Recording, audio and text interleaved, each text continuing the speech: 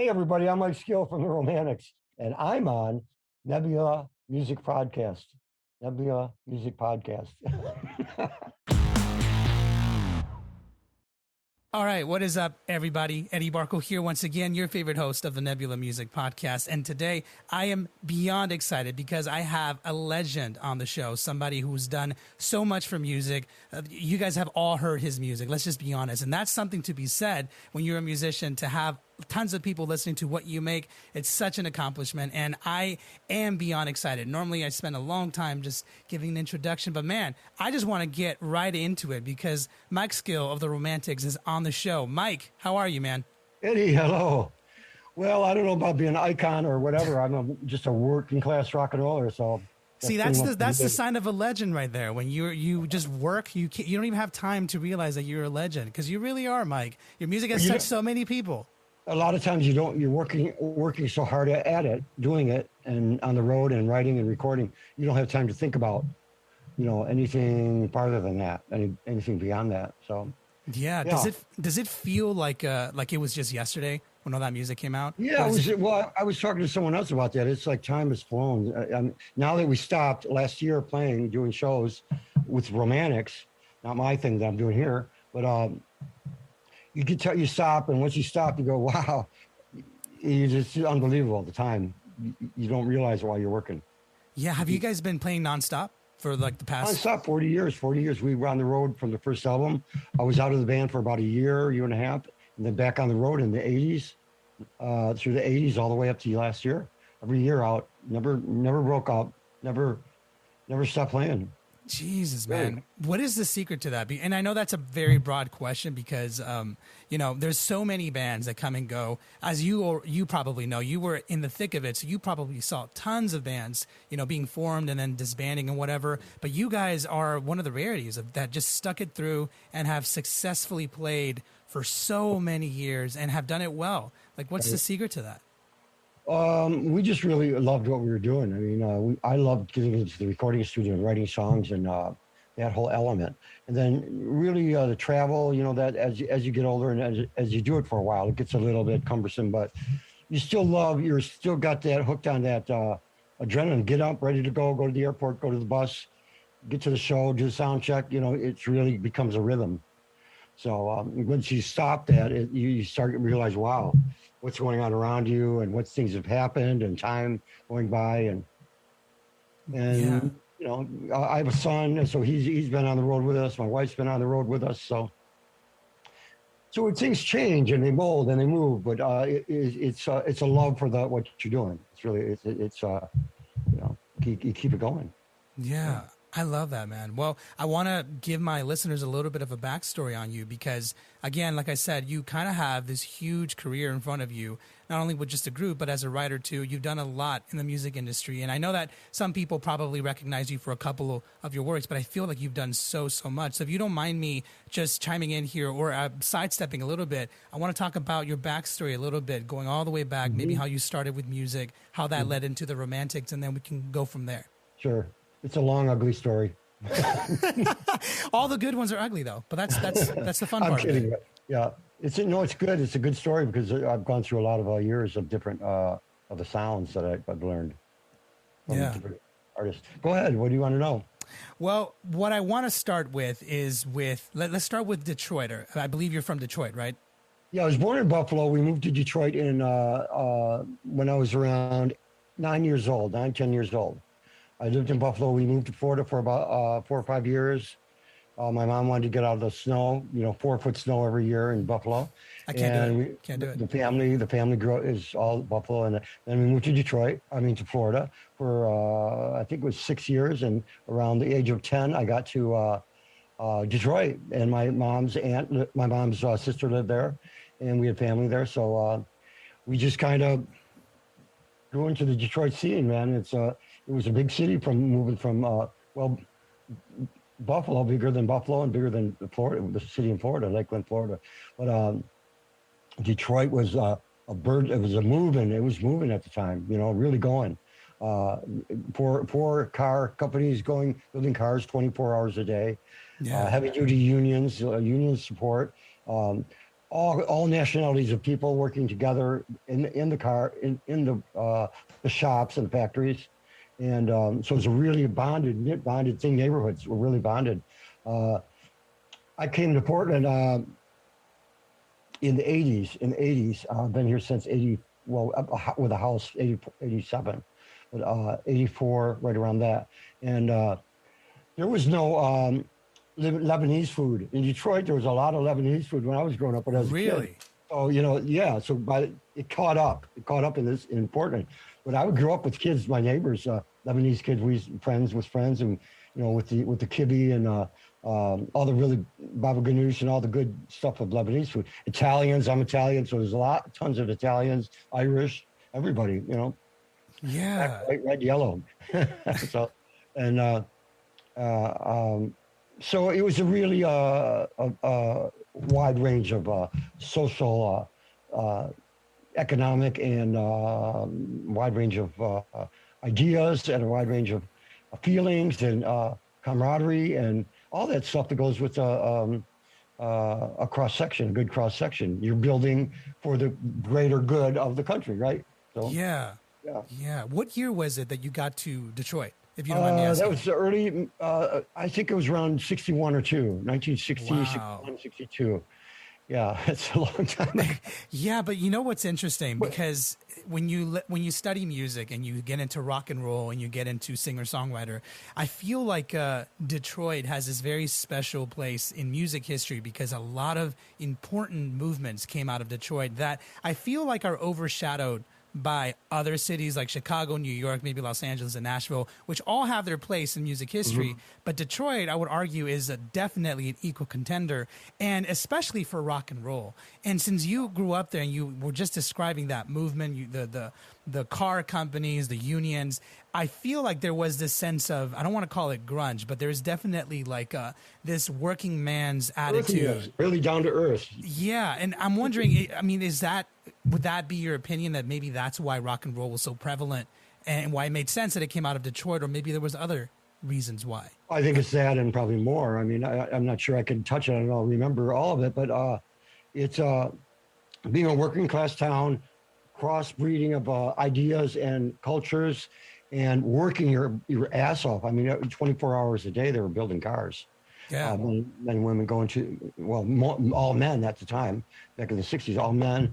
And I don't think even black folks were allowed on the line. Maybe they were, very slightly. I think it was more of a lower jobs they were doing at the time, which became a protest thing. I mean, there was stuff going on. I wrote 67 Riot. It had a lot to do with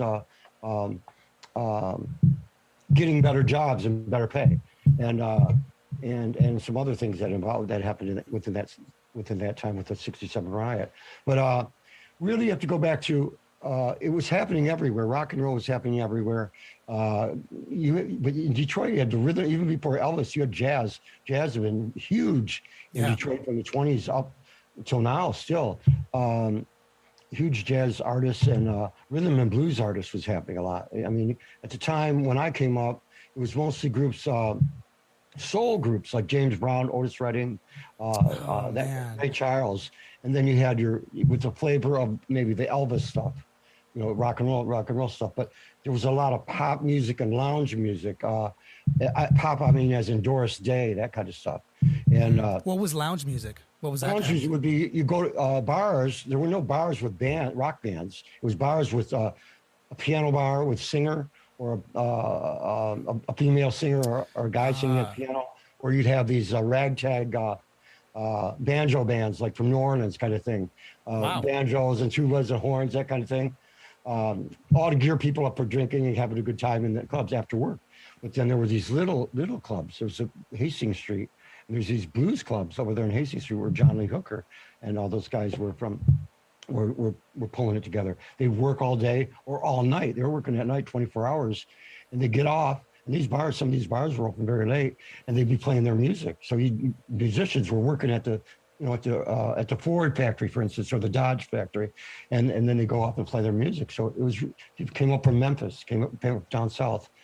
So we had this whole thing, and it really created a strong. We had strong work ethic, and then the music, and then that coming together it really built our own sound, our own feel, our own way of doing it. The dirt, the noise, especially noise, 24-hour days, working class town, the noise, the smoke in the air, the sweat, that came out in the music and the soul. And then that's when I got there, it was the beginnings of Motown, Berry Yeah. Gordy, Berry Gordy and Smokey Robinson. And that's what I Yeah. heard. You better shop around, that kind of stuff. The early Motown stuff, very rhythm and blues and vocal group oriented. Just when the Supremes were coming up, just when Temptations were coming up. I'm in junior high school, Man. early junior high school, and the black kids in my school, is segregated.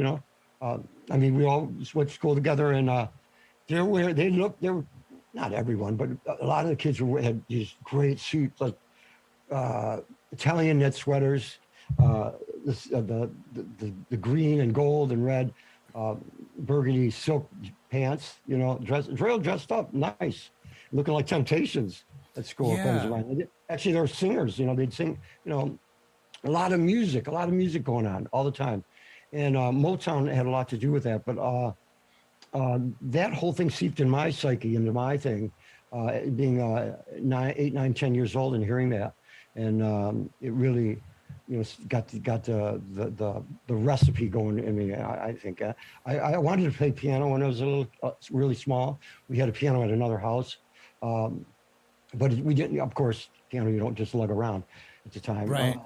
So that was gone, and what came along was you had the Elvis, Chuck Berry, Little Richard stuff. Then you had the Motown stuff come in. That's where I come in, and then you had the frat music in the early '60s, very early. You had the Ventures of the surf music with the frat house music, like Animal House, that kind So of like stuff. the Beach Boys were considered frat music?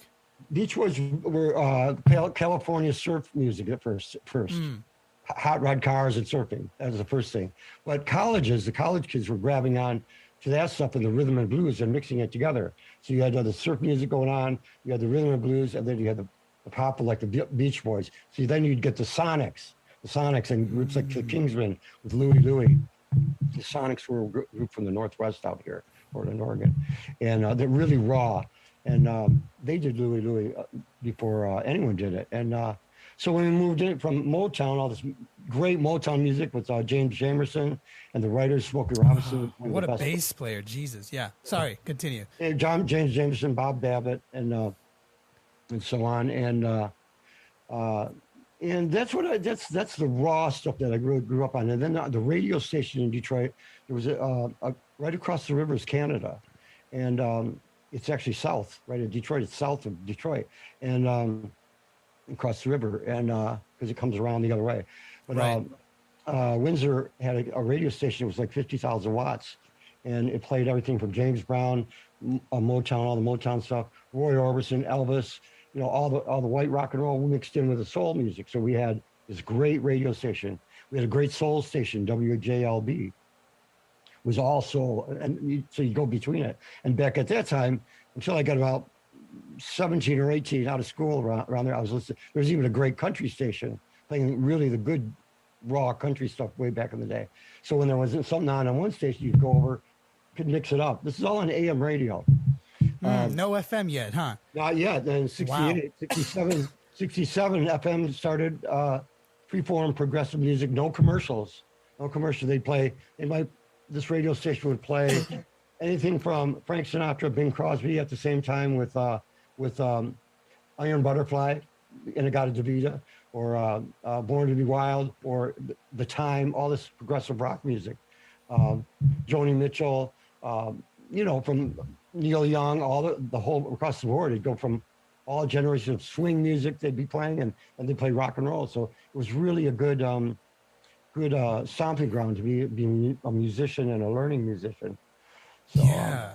I mean, based on just that description alone, I mean, I can't imagine what it would be like or what it would do to my musical creativity if I had Frank Sinatra playing right next to the Supremes and then right next to some of the early rock bands, Chuck Berry, Elvis Presley. I mean, you guys had the ultimate melting pot in Detroit, and it's starting to paint a picture to me why there was so much Yep.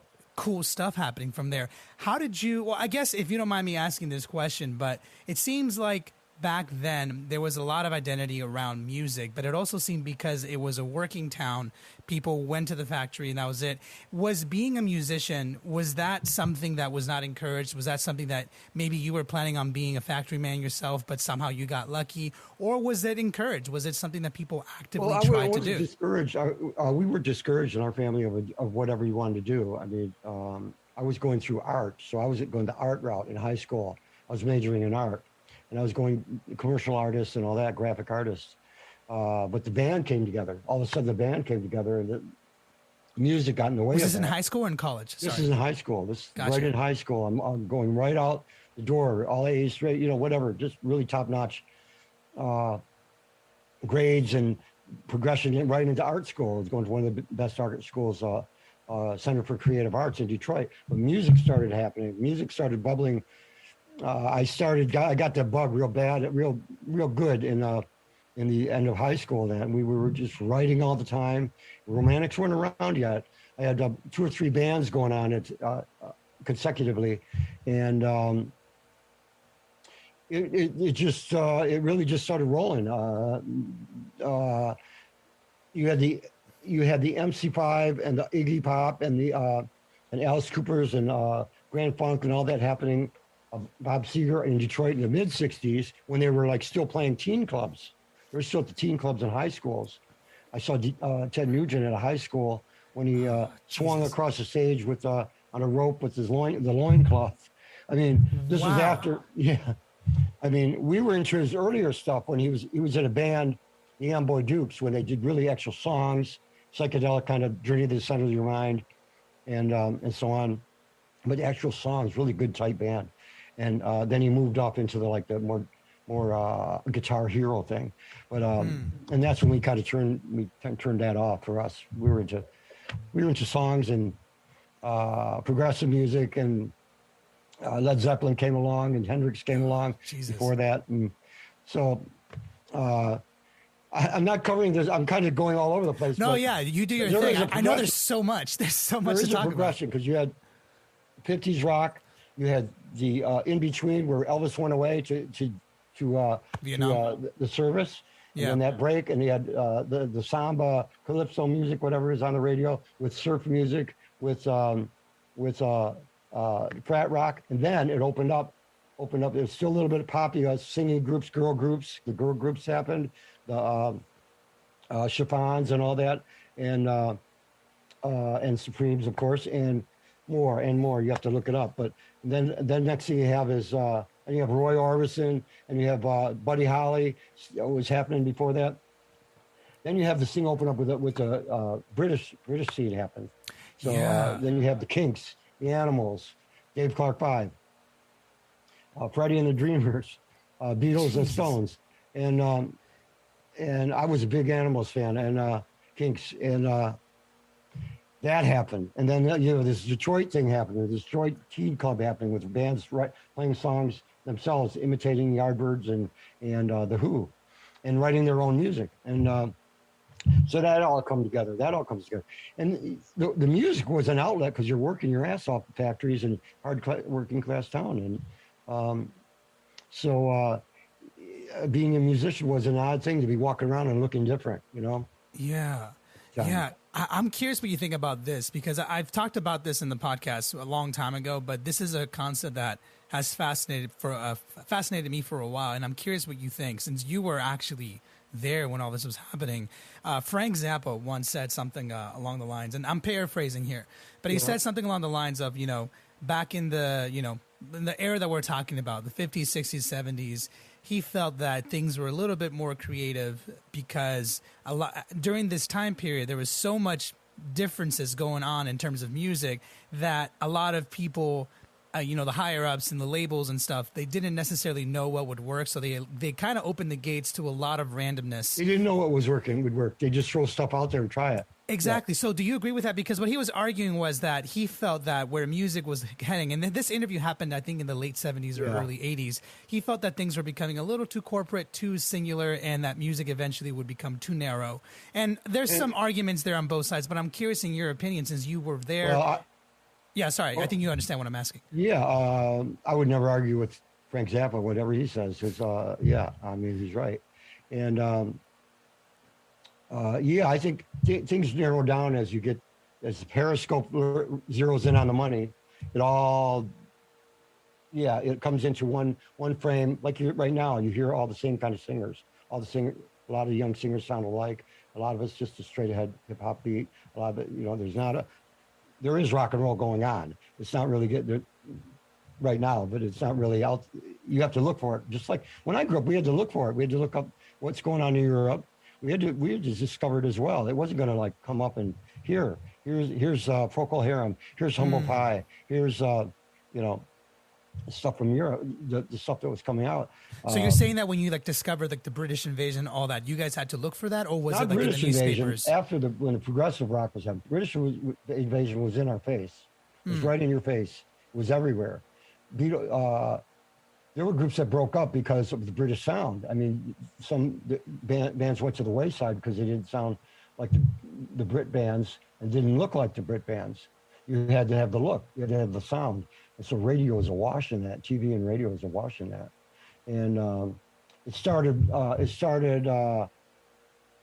You had the folk scene was happening at that time when Elvis went over around 59, 60, 61. I'm not going to get all this perfectly correct, but the folk scene happened. So that had a lot to do with what happened after the Beatles came out. Then the Byrds came out. The Byrds, you had the Byrds and all that. Yeah. The protest scene. The protests happened in the early 60s. Bob Dylan, was he part of that movement too? Bob Dylan? Bob Dylan came out to the folk scene, and then he wasn't necessarily protest, but his lyrics were so deep and spot on, actually teaching you things. And they weren't just kiss, kiss, love, love songs, heartbreak songs. They were songs that meant something. The words would take you to another place, a thoughtful, deeper place. Joni Mitchell and Neil Young and all that. But that mixed it with like the Byrds and Buffalo Springfield and all that later on. Anyway, I'm getting kind of off what you're saying, but in Detroit, we felt it all. We felt it all. It was at a time. I'm not the only musician that's gone through this, but this is. It's just that I was in this explosive time, in an explosive city, in a high energy city, and I was in it. Me and the guys that I grew up with were and musicians were at a really right time for learning. For developing our music and our craft and our interest in it, we just couldn't let go of it. Yeah. And I'm glad that you're being honest with me, and that it's an interesting insight into history, because I do feel like those milestone moments are really what define the future. And you can see so much happening in that era. And that part where you were basically saying that there was a lot of music that you had to look up, which I think we agree that it wasn't the British invasion, but I think you said it was progressive rock, right? That it wasn't, you had to find on your own before it actually got big. Once Beatles and Stones and Dylan came out, the music started getting more open to freeform, not freeform as in do anything. Well, it was do anything you want, but it was still contained into a pop frame. You were still, I don't know how to say it. It wasn't freeforming that you just like it did get. It got over self-indulgent in the 70s. So songs were 25, 30, 20-minute songs, 15, 20-minute songs. Where you go to a concert and you'd see Yes, or you go see Just So Tall, and they do guitar solos for 20 minutes and organ solos keyboard solos for 20 minutes, drum solos for 20 minutes. It'd be self-indulgent, more self-indulgent, and not as compacted into raw emotions, straight raw rock and roll emotions. And not that it's bad, it's another form, but it became dominant. So that's when the punk, when it came around to the New York, the Ramones, the Dolls, and Blondie, and others that were coming up, Johnny Thunders and New York Dolls, we were getting back it was going back. It was imploding on itself. In so much creativity, it was coming back to shorter songs like 50s and 60s, and more melodies, more that kind of thing. Less guitar solos, and then the punk thing happened, and it became even rawer. It got even more, because of Iggy and the Stooges, MC5, that went all the way up into the punk scene. That whole history. Yeah. Were you not a fan of the self-indulgent? Well, I did. I grew up with Led Zeppelin. We loved the first couple of Led Zeppelin records, and the first Yes record's a pop record.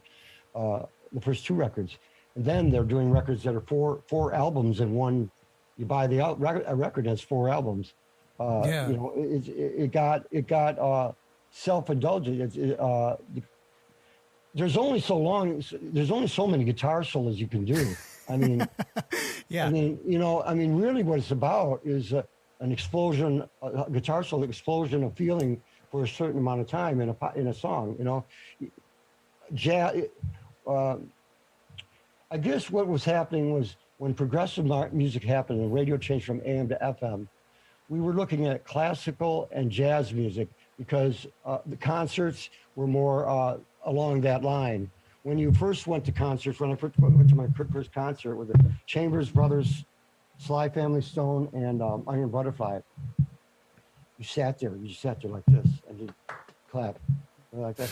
By the time the progressive hand was like back and everybody's like, bands would come out and they just tune up and all right, folks, it was a more laid back college kind of thing, kind of a more concert. proper. Yeah, more like a theater experience. That's proper. More loose. It was, and the music was that way, but it got out of control. It was just really, in my opinion, it got self-indulgent. Just when you don't kind of have a little bit of boundary on yourself, you're going in spaces that appeal to you maybe and only you. Yeah. I guess, Yeah. That's very, very, and that's an interesting insight because I feel like it's something that a lot of people don't get a chance to really think about when they see the progression of things like that. And it's interesting because I think you're absolutely right. When I think of Frank Sinatra. I'm all about breaking rules and no rules, but in music, if you're jazz, you can go anywhere, but they actually end the song once in a while, Yeah, that's true. You can jam all night. Well, it's also about being self-aware of when the song has said what it is needed to say. And that's actually one of the reasons why I wanted to get to this point, because you have an extensive career as a songwriter too. And what I'm curious about, now that I understand the era, really where the mindset was in terms of music, the transition from more, traditional styles to then a big melting pot to then it being a little bit more self-indulgent and then whatnot. At some point you decided that you and your bands, you wanted to start writing music. I started in junior high school. I started in junior high school. I started playing. I got a guitar in the 60s when the Beatles came out after about 65. And the guitar wasn't very good. You couldn't play it. The strings were real far from the neck. I played my brother's guitar. My parents had taken us to the music store, but we both bought guitars. I got the $50 new guitar. He got the $25 used guitar. And his guitar played better, so I used his guitar, my brother's. And so I had a little band and learned how. First I had to.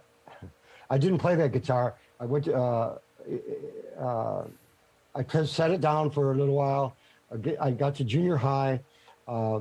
That summer, one summer, about 8th grade, 9th grade, I decided I was going to learn. I got out for the summer, and I learned all summer. I learned how to play guitar. I learned to play chords and learn songs. All the psychedelic music was happening. The Birds, the 13th Floor Elevators, the Seeds, Electric Prunes, the Blues Magoos. Those were the bands I was listening to when I was 13 or 14 years old. And Dylan, and of course, and Neil Young, all that stuff was coming up too. But I taught myself guitar. I had a little band. Went to high school, and I met the drummer that became the drummer of the Romantics. I met him in 9th grade, and went all through high school. We were jamming all the time, playing in his mom's basement. We got out of high school. We get a storefront. We have our own storefront, and then we start writing our own music. We actually have a loud, raw rocking band. And we really only did that. We really stayed in the studio and in our storefront and wrote songs. That's what we did every day. We jammed and wrote songs. Let's do this. We jammed for a while, turn it into a song over and over again. We recorded our own little demos, and we played out a few times. But then that kind of went by the wayside. Me and the drummer Jimmy were still together, and we were really trying to do something and make it really something that we could get signed as a group. We put together a group, went to New York, and played CBGB's Motor City Rockers was the group. Ooh. And excuse me. Yeah, no problem. And that what we did. We played CBGB's. I met Sylvain and Thunders were at the show. It was a little show in the middle of the week. People just, it wasn't packed or crowded or anything. But we made it to New York. That was the big deal. We made it to New York. We had been reading about the Ramones and everybody at that time. Iggy was in New York all the time, and Bowie was in New York all the time. And so that was the place to be, more than Detroit. Yeah, Max's Kansas City was smoking. It was like the place to be. CBGB's open. The Dolls happened. New York Dolls happened. They went to Europe. They went to London. They came back. They broke up. Detroit was a cavity. All the bands from the 60s, all the young bands, the Seegers, the Nudes, all that, they kind of floundered and kind of just went away. Iggy went to the MC5, broke up. Iggy Pop was in L.A. So there was nothing in Detroit. You had bars that were closing, and it was vacant downtown. It was like one of the first cities of what's going on now. And really, it's reemerged. Cities are reemerging, but God, I can't. There's so much info. Yeah. Well, I mean, okay, so you were talking about how you and your drummer were still making songs. You decided to go to New York. You played CBGB's. But Detroit there had been nothing in Detroit, so there was no. You couldn't go out. You played a big concert. There was no middle ground for a band. You either played a bar and played 4 sets a night of everybody else's songs, or you were on a big stage. So there was nothing in between, like it was before. Before that, there was tons of places to play up until 73, 74, 1973 or 4, and it was all falling in on itself. Do you know why that happened by any chance? Like, because it was booming for a while there, with Motown and everything. But yeah, then it imploded. Well, that's a whole other story. It was the gas crunch happened when the gas crunch happened when we were waiting in lines to get gas. The Japanese built better, smaller cars, so Detroit was folding in on itself. Cars were 20 feet long when Japan's come with cars that were 10 feet long, and it was. Detroit auto industry was so ingrained in the way they were doing things. They weren't looking. They had blinders on. They weren't realizing what was happening. So they got overtaken by it. So there was a depression, right at the time. Detroit just, a lot of jobs went away. Tons of jobs went away. That was the first time. And later, over the years, more and more jobs being lost. In the 90s, all the little shops, that made the little parts for the chrome that's on your car, for the wires on your car, for everything that's in the engine, those shops went away in the 90s. Yeah. But anyway, back to the 70s. So we had nowhere to play, and the punk scene, the New York scene happened. It was happening in L.A. It was like a new wave scene. It wasn't called that yet. Dolls went over to London. And they influenced, and then you had groups like The Damned and Sex Pistols happened because of a lot of reasons, because of the Dolls and all the Detroit punk raw music, MC5 and Iggy Pop. Anyway, so we had this little group, and we went to New York. We came back. We broke up, and at that time, a group called the Flamin' Groovies were coming out with a record.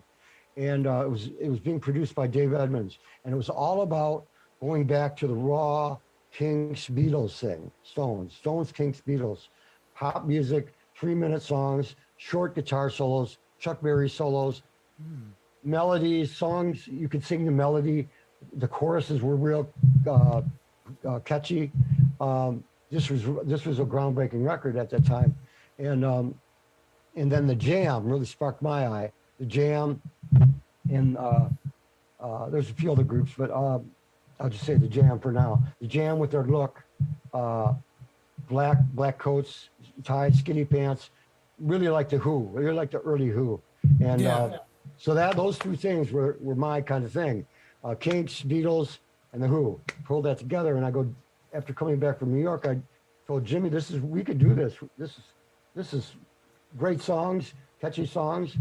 I can write these simple songs, and we can do this. Let's try that. That was the next thing we tried, and that became the Romantics. I met Wally previous at a. We were backing up a singer. We were playing on this friend of ours was going in the studio and he needed players. He needed a drummer. He needed a bass player. So we were playing his songs, and we recorded his songs. That's when I met Wally. Later on, I went after 2 years later, which would have been with the Motor City Rockers. Got back from New York. I saw those records and the Jam, and time went by. We got back, and it was August or so, and I decided. I'd heard Wally was playing a show. He had a doo-wop group, eight people in the group, girl singers, a sax player, doing 50s and 60s music. I went and saw him play. I thought it sounded pretty good, and I called him up and asked if you want to come over and jam or audition, or just come over and meet and talk about an idea. And it was the idea I had for doing pop music and straight ahead, like Kinks, kind of like Who, Beatles songs. And we got together, and eventually it became the four of us. He brought together Rich Cole, who was a bass player, and we started writing songs. And in the first month, we had a set of material, and straight compact songs. I wasn't going to play guitar. I was going to play bass because I had played bass after I learned guitar. I played bass all through high school. But they made you the guitarist. They were like, no, you have to play guitar. Yeah, I played guitar early on, learned how to play and everything, and then I was in bands playing bass. And I'm playing with all these great guitar players from Detroit, and learning. I'm watching what they're doing. So that helped me go from this '60s pop simple guitar player to a more learned. I was learning as I went along, and I was playing bass at the same time. So we needed a guitar player, and we're asking everybody around Detroit, our friends, and none of them really wanted to do that simple music. Everything what was going on was you'd hear Led Zeppelin all the time. For every 20 minutes, you hear it on the radio. You'd hear Styx, you hear Kansas, you hear it'd be this one rotating thing, the sound over and over again on FM radio, and it just got boring. That's when all the Ramones and Blondie came out. Yeah. So we wanted to get to those short songs, and that's what we did. We wrote the songs. Someone came and asked us if we wanted to open a show. It was Rob Tyner and a guitar playing friend came over, and Rob Tyner from the MC5 from the '60s came over and listened to us, and we auditioned for the show so that we could open for them at this show. They were doing a showcase, and here we are. These skinny guys with our short hair and our resale shop clothes, looking like 1960s rockers, and the MC5 guys. These guys were going to play, and they were looking like they were great. They sounded great. They played great, incredible, but they looked like 1970s, and we looked like what was coming up new. And our tunes were short, to the point. We ran around on stage. We played. We performed, sweated, and kicked ass. And all the press were there, radio and TV people, and we got noticed. And right from that start, we were for 4 years on the road, and so you got a deal out of that. We didn't get a deal then. We got the 3 years or two. We hit the road, put out two of our own singles. Hit the road, went to New York, Boston, Philadelphia, Chicago, Toronto, just in a van, threw the equipment in the van, and started playing. And that's 3 years, and we got signed around 3.5 years, and Romantics were going in to do their first album. Yeah, who were you signed to, that first deal? We signed, we were noticed by Capitol Records and CBS. They were very interested.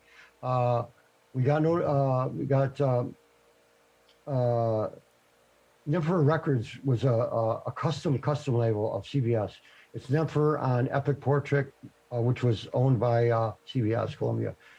So we were like a custom independent of an independent. And Okay. Nat Weiss was a lawyer for Brian Epstein of the Beatles manager. He was a lawyer in the U.S. for Brian Epstein, and they took care of the merchandising. They did the merchandising. He the attorney for the merchandising of the Beatles merchandise and songs, Northwest music, northern music, northern songs. That was what he did, and so he started his own label. So he had Stanley Clark and a few other guys, Steve Forbert, and so we went on there, and we had a really good contract. The contractor was a great guy, and we went to Florida. We got a producer.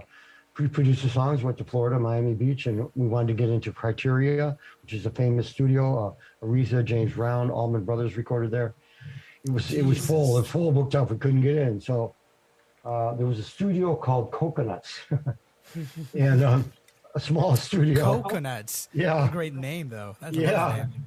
But it actually turned out good because it really we didn't have the heavy weight of like a Criteria.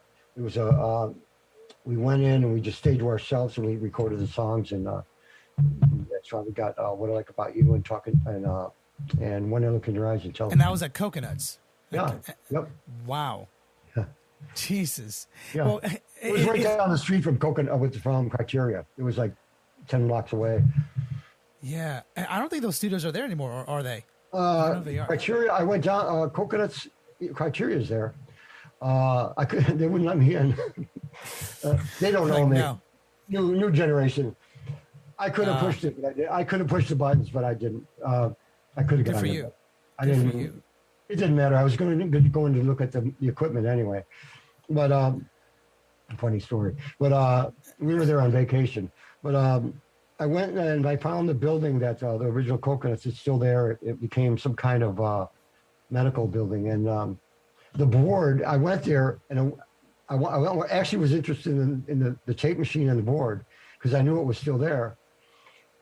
A month before I got there, they sold it. So oh, no way. it probably went for like $500, but oh, Jesus, the original board and everything was MCI there. board, MCI machine. Oh, oh my God. Well, you know what? I'm better off because every time you buy a tape now, it's $150 for a tape. And it's you have to clean the heads on the tape machine every time you record. You have to really keep it. It's a lot of work. I mean, it's great. It sounds great. It's a lot of work. And bands come in and want. I'm a studio right now. I have my studio right here. I've gone digital, so I've got some good equipment and a lot of good amps. I have a lot of good guitars and amps, so I get good sounds. I get really good sounds. If you heard What I Like About You, I just released it, 41st anniversary. It's got as good a sound. I mean, it sounds as good as I feel it sounds as good as the stuff we were doing in the first album. The way we treated it, the way I treated it, and the way I did it, lo-fi digital. Let me put it that way, with very organic, great amplifiers. I used the same amplifier. I did the original What I Like About You. I pulled out the Rickenbacker. I used the high watt amp, and that's it. And so I've got all these songs. Romantics played up until the pandemic, and we got off the road. And you know, I had accumulated some recordings when we were on the road in the last 10 years. I'd stop off in Chicago and Detroit, and in Chicago, Brad, a drummer from the Romantics, Brad Elvis, we go into a studio, Mike Hagler's studio in Detroit. I mean, in Chicago. Downtown Chicago, and I'd have 3 or 4 songs, and we'd lay down like a backtrack, like a guitar and drums, and we did this project. We were on the road with Underground Garage, Steve. Steve. God, I'm messed up right now. Stevie from Bruce Springsteen. Bruce Springsteen's a guitar player. Okay, gotcha. I thought you meant another. Yeah, okay, yeah. And we were on this tour, and so we were on the bus, and Brad and I, we in the back room when we were driving to the next city, we're writing songs. We decided, let's write some songs, man. Let's get in the studio. So we wrote this. We got like an album's worth of songs we never released, and Yeah. and anyway, after that, I accumulated these other songs, and they became the songs I released last year. Yeah. I Do you guys recorded. often put out albums by any chance? Like, is that something? Do you mostly just perform, or do you put out albums consistently for the Romantics, or for you? Romantics haven't recorded an album in quite some time, and I was pushing for it, but it wasn't getting any response. We just go on the road, go on the road. So that's why I went with Brad and started working on songs and writing songs. It was an opening that worked well, and his wife, and I were writing songs at the time. Yeah. So, Yeah. Can I ask, if you don't mind me asking, because your history is phenomenal. The fact that you grew up in an era where it was such a huge melting pot of music, and I would argue there's always melting pots, but you had such great influences that contributed to brilliant songwriting that people can hear in your music, to where you're currently at now. I'm wondering two things, and if you don't mind me asking, number one, I know that you said you have your own studio. I'm curious what you think about all the digital stuff. If you feel like it's something that you enjoy, that you like using the digital aspects of it, or if you're an advocate that about analog and that it's better. And then my second thought is, I'm wondering what you think in terms of where the state of rock and roll is, in your opinion, because you saw it all. You saw what rock and roll became. So two-parted question, but we can go about it anyway. Well, do you want to ask that in a shorter version? Yeah, sure. So, number one, seeing as how you came from the analog version, do you prefer digital now over analog? Well, most studios are digital now. If you want to spend the time and the money, it'll cost you more to do a analog. You're carrying tapes around, and I love the sound. But really, where digital is now. It's really close. It's really close. I mean, it's not. It's how you lay down stuff in the beginning. If you lay down a drum track, and you're trying to be this really. What I'm trying to say is, I leave the looseness in, not so much as mistakes, but the looseness. If there's something that's maybe not perfect, I leave it, and you got to build on it that way. You can't do. In my opinion, you can't do digital if you do one track that's like a little loose and not perfect, and then you do everything by the grid. You're gonna see it. But if you do everything that way, where it's just raw, you just play it the way you play live, then it's gonna come out with that organic feel. Nice. So I'm into digital because it works really fast for me. It just works fast right now. Yeah. Yeah, we dump it to tape. You do digital and then you dump it to tape, or you just emulate tape with digital stuff. But yeah, but do you still feel like the tape sound, analog sound, is Well, it that's what I'm still saying. slightly better than digital Well, in terms of when it comes out? it's really close now. They're getting really close now. It's really getting close. There's so many, and in a lot of ways, it's more than just being digital. It's the thing that's hurting more is that everything is sounding the same. If you turn on the radio, the beats a lot of, if you look, it depends what you're listening to. If you listen to Black Rebel Motorcycle Club, that's a rock band, if you don't know, but they still sound raw, and I'm not sure if they're doing digital or not. It doesn't matter. It still works, whatever they're doing. Yeah. I mean, you have the Black Keys. They are a tape-oriented group, but they recorded 3 albums ago. They recorded on an iPad, I think it was. They recorded the whole record. Really? Yeah. That's cool. They were guys that were recording in the basement by the wash tub, by the washing machine, on little tape machines. They were so it's really give and take. You can do it. It doesn't matter really now if you treat it right. If you have the right right thoughts going in, the right feel going in. I think that's what needs more inspiration. Yeah. A good song is going to be a good song, no matter how you produce it. Really. Yeah. Good melody is a good melody. It's more about the song and making sure the song is proper in its development. Very it's wise. Writing. I think it's more. It's not more important. It's just as important. But you can't. It's hard to ruin a good song with production. It's you know what I mean. Yeah. No matter what you do, it'll still come Yeah, if I out played, good. yeah, I mean, if I played "What I Like About You" on acoustic and just a drummer and a bass player, it probably would still have the same fun vibe. It's just Yeah. a good song, and I'm not sure that every song would be that way, but No, yeah, but it has to yeah, be good. It but, has to be good. yeah, Yeah, it's I'm how curious. Sorry, go ahead. no, you know, it's just how you put together the song and the melody and the chorus, and that's how it works. It's always been. It will be that forever. Yeah, I love that. It will be How are that. you on time, by the way? I know that we're just reaching the hour mark. We can wrap it up, I guess. So we're getting close. Yeah, we are Uh, getting close. Yeah, yeah. I wanna hear more about.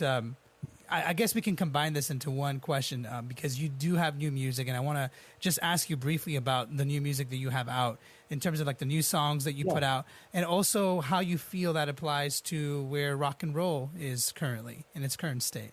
If you feel, Um, well, you have a lot. Radiohead's great. Radiohead's great. God, I can't go down the list. so many, I know. I'm always. I guess one thing I like to say is that I'm always going back and coming up, and going back, coming up with the influences. I'll go back and listen to something, or I'll hear something uh, from blues, or even uh, raw blues, or even 50s or 60s music. I'll come bring it back up. Something will get my motor going on that. Um, New stuff, yeah, like Black Rebel Motorcycle Club. I really like them a lot. Black Keys are good.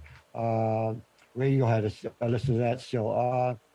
And then I'm just bouncing around on Spotify and all the sites and just listening, checking out stuff. Yeah, Yeah, I mean, it may not seem I don't know if it's appropriate. I don't care, but I just picked up on some Amy Winehouse stuff when she started getting into her really uh, deeper bluesy rock soul thing.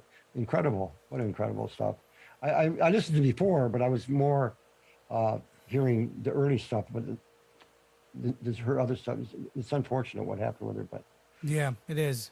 It is. She was I mean, I brilliant. know what it's about. I've been sober 17 years, Congratulations. and if you don't have people, thank you. If you don't have people around you really knuckling you down, and forcing you to get to look at yourself. I mean, it's not going to force you because you're only you can do it. But it's unfortunate how that went. Yeah, yeah, and that's actually a very, Lost, very lost. very wise thing to say. You know, it's one of those things to always surround yourself with really, really good people, no matter what it is that you're doing.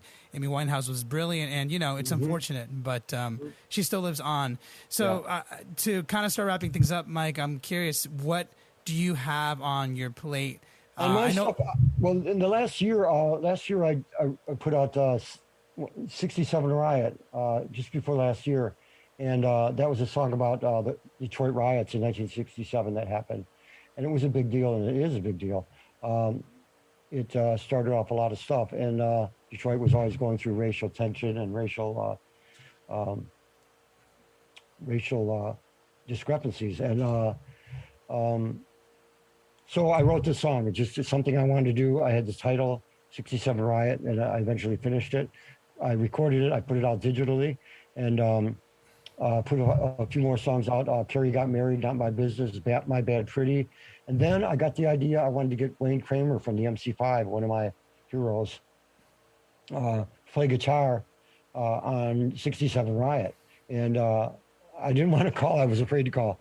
And he's someone I really of his playing, and Even someone like Mike, even you still get nervous to call up well, some of your heroes. Yeah. Wayne Kramer and Fred Smith from the MC5 were like incredible guitar players, and they were like the Allman Brothers. Allman Brothers had this melding of guitars, harmony guitars. The way they built the chord progressions with the leads with the melodies. The MC5 did the same thing in a rock and roll way, and so they were just one of my heroes. So anyway, so he agreed to do the song. He loved the song, so he came out and recorded his guitar on 67 Riot. So yeah, I have 67 Riot with just me, and the 67 with Wayne Kramer. I have a 45 vinyl 45, and that happened. So now I'm up to 6 songs, and I released What I Like About You. So Yeah, congratulations, man. Any, I know we're still kind of technically a little bit in a shutdown, but any yeah, shows? Are you going back on the road as soon as possible? yeah. Romantics have 2 or 3 shows. I think if they happen, if everything stays the way it, if everything moves in the right direction, uh, with with doing shows, keeping people apart and everything, and uh, and then I'm looking at doing my own. So Nice. yeah, so Yeah, good for you, Mike. so Thank you yeah, so much for spending an hour with me. This has been an absolute pleasure to get a Eddie, chance to thank you. explore your Thanks for having story. me. Yeah, Thanks so much for having absolutely. me.